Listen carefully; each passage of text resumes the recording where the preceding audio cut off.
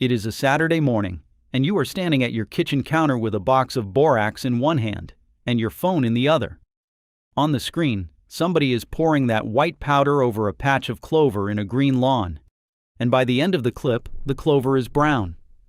The box costs about $6. It has been sitting in the laundry aisle since your mother shopped there. And after 3 seasons of buying bottles that never touched the clover by your driveway, $6 and a box you already own sounds awfully reasonable. What that clip never shows you is the same patch of lawn the following June. I watched folks carry that orange box out to the yard for 25 years, and I watched a fair number of them come back in July looking for grass seed and an explanation. So today we are going to settle all 3 of the kitchen cures at once: Borax, baking soda, and that brown bottle of 3% hydrogen peroxide under your bathroom sink. I will tell you honestly what each one does and where each one actually earns its keep. And stay with me to the end, because the Borax does not worry me on account of it failing. It worries me because of one specific thing boron does down in the soil that no amount of rain will ever undo. I am Larry Mitchell. For 25 years I ran the lawn and garden counter at our town's hardware store, and every bag and bottle in this business came across that counter at one time or another. I saw what folks returned, what they bought again the next spring, and what actually fixed their yards. These days I just keep my own lawn here in Ohio, and my wife Diane says it is my second marriage. So how does a box of laundry powder end up out on a lawn in the first place? It starts with a real frustration, and I understand it completely. You walk into the store and there is a whole wall of jugs and bags.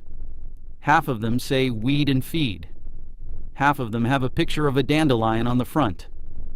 The prices run from $15 to $50, and not one of them tells you plainly whether it will work on the weed you actually have. So you buy one, and it does not fix it, and next spring you buy a different one. The bag is not going to tell you that, because the bag would like you back next April. After a few rounds of that, a $6 box from the laundry aisle and a video of somebody's clover turning brown starts to look like the honest option. Here is what nobody in that video mentions. A crack in your driveway and a patch of your lawn are 2 completely different jobs. In the crack, you want everything dead. In the lawn, you want one plant dead and about 40,000 grass plants standing there perfectly fine when you are done. That is called selective, and almost nothing in your kitchen is selective. And of these 3, only one of them is still sitting in your yard next summer. That is the one I promised you, and we will get there. Now, the whole plan I follow to get rid of these weeds for good, I wrote it down in a book called Larry's 30-Day Weed Kill Protocol. 88 pages, written the same way I am talking to you right now, step by step, in plain English. Part 1 is identifying the big 7 lawn killers, so you know exactly what you're fighting before you spend $1. Part 2 is the kill protocol itself, with the 7-day elimination blitz and the organic and pet-safe options for folks with dogs and grandkids in the yard. Part 3 rebuilds the lawn so the weeds cannot walk right back in, and Part 4 is a month-by-month calendar for the whole year. It is $17, marked down from $47. $17 against the pile of jugs it replaces every spring. Now go ahead and grab your phone and open up your camera, the same one you use to take pictures. Point it at that square code on your screen and hold it steady for a second. A little link will pop up, give it a tap, and it will take you straight to the book. And if you are watching on your phone right now, the link is waiting for you right down below in the description. Take your time. There is no rush at all. I'll wait right here. All right, let's walk through these 3 one at a time, and we will start with the gentlest one of the bunch. Number 1, hydrogen peroxide. The brown bottle from the drugstore, 3%, about $1.50. Hydrogen peroxide is water with 1 extra oxygen atom hanging on it, and that extra atom is not happy sitting there. The moment that liquid touches anything organic, or sunlight, or a bit of metal, it lets go. That fizzing you see on a scraped knee is the whole reaction happening in front of you. What is left over is plain water and oxygen, and it is finished in minutes. So what does that do to a weed? It burns whatever green tissue it lands on. The leaf goes pale, and in a day or two it looks scorched. That part is real, and you will see it happen. But look at the plant, not the leaf. A dandelion has a taproot that runs 8, 10, sometimes 12 inches straight down. Creeping Charlie runs sideways underground on stems that put down new roots every few inches. Peroxide cannot follow either one of them, because it has already turned back into water before it gets past the leaf surface. So you burn the top, the root sends up a fresh set of leaves in about 10 days, and you are standing exactly where you started with a pale spot to show for the trouble. And it does not know a clover leaf from a grass blade. Both are green tissue, and both burn. You end up with a bleached patch shaped like whatever you poured. Now you have probably heard that peroxide oxygenates the soil, or feeds oxygen down to the roots. I understand why that sounds right. But it breaks down into plain water within minutes of hitting the ground, so there is nothing left down there to oxygenate anything with. Where does it genuinely earn its keep? 2 places. Wipe your pruners and your shears with it between cuts, so you are not carrying disease from one shrub to the next. And it will knock back that slick green algae film on a shady concrete walk, or the inside of a bird bath. 3% is what is under your sink, and 3% is the only strength I would have a homeowner handling. The stronger concentrations are a different animal, and I would leave those alone. So the verdict on hydrogen peroxide: harmless and useless on a lawn. That handles the mildest of the 3. The next one actually does kill things, and that is exactly where the trouble starts. Number 2, baking soda. About $1 a box, and it is sitting in your cupboard right now. Baking soda is sodium bicarbonate, and the word that matters in there is sodium. It is a salt. Salt kills a plant the same way salt cures a ham, by pulling the water out of the tissue until the tissue quits. Put a heavy pinch of it directly on a small, young, shallow-rooted weed coming up through a sidewalk seam. Give it a few days of dry weather, and it will work. I am not going to stand here and pretend otherwise. Sprinkle it in a driveway crack in July, and that little weed goes crisp. But 2 things limit it hard. First, it has to land heavy, and it has to land right on the plant, so a light dusting does nothing at all. Second, it only really finishes young annual weeds. On an established dandelion or a thistle with a real root system underneath it, you brown the top and the root goes right on living. And the same as the peroxide, it does not know grass from clover. Grass is a plant, and salt dries out grass just fine. The bigger issue is where that sodium goes once the rain comes. It does not evaporate, and nothing eats it. It washes down into the soil, and sodium has a nasty habit down there. It shoulders calcium off the soil particles, and calcium is the thing that holds soil crumbs together. Take the calcium off and the structure collapses. Clay goes tight and greasy. Water sits on top instead of soaking in, and the roots stop breathing. Do that in the same square foot every summer, and you will build yourself a hard, bare patch that will not grow a thing. One more piece, and this is the honest one. Baking soda is a baking product. It carries no weed control label, which means there is no tested rate, no square footage guidance, and nothing telling you what happens to whatever sits downhill from it.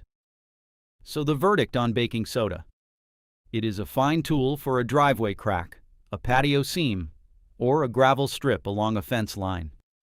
Anywhere you want nothing alive at all and there is no lawn or flower bed below it to catch the runoff. On your grass, never. It cannot tell the difference, and the sodium stays behind. Which brings us to the orange box. I will get to what I promised you about the boron in just a few minutes, but first you need to know what is actually in that box and why it works at all, because there is something real underneath this one. Number 3, borax. sodium tetraborate. Out of the laundry aisle, about $6 a box. The active piece in borax is boron, and boron is not a poison in the ordinary sense. It is a plant nutrient. Every plant in your yard needs a trace of it to build its cell walls properly. And here is what makes the whole trick possible. The gap between the amount a plant needs and the amount that kills it is narrower for boron than for just about anything else a plant pulls up out of the ground. Some plants tip over sooner than others. Creeping Charlie, which folks around here call ground ivy, that low scrambling vine with the round scalloped leaves and the little purple flowers in spring, is one of the ones that tips early. Cool season grass is a bit tougher. That difference, that thin sliver between what the weed will take and what the grass will take, is the entire basis of the borax trick. So sometimes in somebody's yard, on somebody's soil, in somebody's particular spring, it works. That is true, and I am not going to tell you it never happens. Here is what happens the rest of the time. That sliver is thin, and it moves. It depends on whether your soil runs to sand or to clay. It depends on how much organic matter you have got in it. It depends on how much rain came the week after. And dry powder shaken out over a lawn does not go down evenly, no matter how careful you are being. You get hot spots. Somewhere in that patch, the grass took 4 times what the fellow in the video's grass took. And that is exactly where the bare strip comes from. And there is no label for this. Borax is a laundry product. There is no application rate on that box for a lawn. No square footage. No re-entry time for the dog. Nothing to read and nothing to check against. I stood behind that counter for 25 years telling people to read the label, and I meant every word of it. When there is no label for the job, that is your answer right there. I sold plenty of borax every spring. Almost none of it went in the wash. So that is what all 3 of them do. Now let me show you what I actually do instead. And trust me on this one, it is simpler than you think. 3 steps. Let's walk through it together. Step 1. Name the weed before you buy anything at all. Clover, crabgrass, dandelion, and creeping Charlie are 4 different plants with 4 different weaknesses, and a product that flattens one of them will not touch another. Take your phone out to the yard and get down close to it. Photograph the leaf. Then photograph the flower if it has one. Take your time with this part, because those 10 minutes save you the whole shelf. Step 2. Treat at the right time, not at the convenient time. For broadleaf weeds like clover, dandelion, and creeping Charlie, your window is fall, not spring. Come September and October, those plants are pulling everything they have got down into the roots to get through the winter, and a labeled selective broadleaf product rides down there right along with it. Spring feels like the right time, because spring is when you are out there looking at them. It works worse. Fall, not spring. Read the label first. The rate on the label is the rate, and more of it does not work better. Keep the kids and the dog off it until it is fully dry. Step 3. Crowd them out, because every weed in your yard is telling you the same thing, which is that your grass is thin somewhere. Mow tall. For cool season grass here in Ohio, tall means 3 to 3.5 inches. And I mean 3.5, not 2. Tall grass shades the soil surface, and weed seed will not sprout in the dark. Feed the lawn on a schedule. Overseed the thin spots every fall. Thick grass is the only weed control you will ever own that gets stronger every year and costs you nothing per application. And if you have got a half acre of it and no time for any of this, call a licensed applicator. I never carried a license myself, and for the big jobs I told folks the very same thing across that counter. Now I owe you the thing I promised you at the start, and it is the reason I put that orange box back on the laundry shelf and left it there. Think about what happens to a normal lawn product once it has done its job. Nitrogen gets taken up by the grass, or eaten by the microbes, or carried off by the rain, and within a few weeks it is gone. A labeled broadleaf product does its work and then comes apart because sunlight and soil bacteria take it apart. Everything in that store aisle has an ending built into it. That is on purpose, and it is why there is a number on the bag. Boron has no ending. Nothing eats it. Nothing breaks it down. Boron is an element sitting on the periodic table between beryllium and carbon, and there is no bacteria in your soil that can digest an element, no sunlight that can split it apart, and no winter that finishes it off. It either sits exactly where it landed, or it moves sideways and down with the water into the root zone of whatever is nearby. Your grass, your maple, Diane's hydrangeas at the corner of the house, and in a heavy Ohio clay with decent organic matter in it, boron binds up and lets go slowly, a little at a time, for years. So the folks who put down a heavy handful over their creeping Charlie and watched it brown out did not finish the job that afternoon. They made a deposit.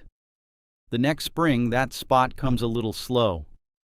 The spring after that, they throw grass seed down on it, and the seed sprouts and then quits, and they cannot figure out for the life of them why that one strip will not take. And they will never once think about the box, because the box was 3 summers ago and the box worked.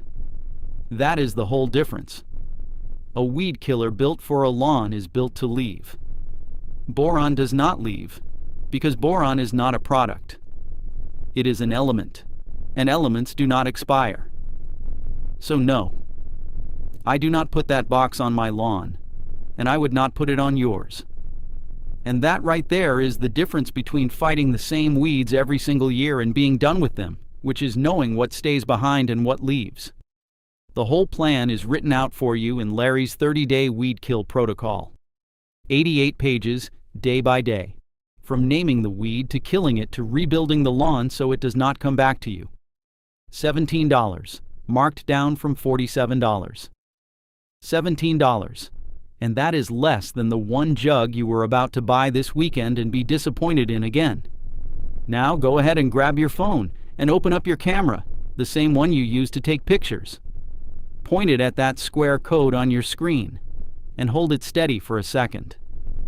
A little link will pop up, give it a tap, and it will take you straight to the book. And if you are watching on your phone right now, the link is waiting for you right down below in the description. Take your time. There is no rush at all. I'll wait right here. So there is your answer, standing right there at the kitchen counter. The peroxide is harmless and useless. The baking soda belongs down in the driveway cracks, and the borax belongs in the wash. Now tell me in the comments which weed is winning in your yard right now. Clover, crabgrass, dandelions, name it. I read every single one. Next time, I am going to show you the one thing I do to my lawn in the last week of September that decides how much crabgrass I fight the following June. And it has nothing to do with a bag of anything. You've got this, neighbor. I'll see you out on the lawn.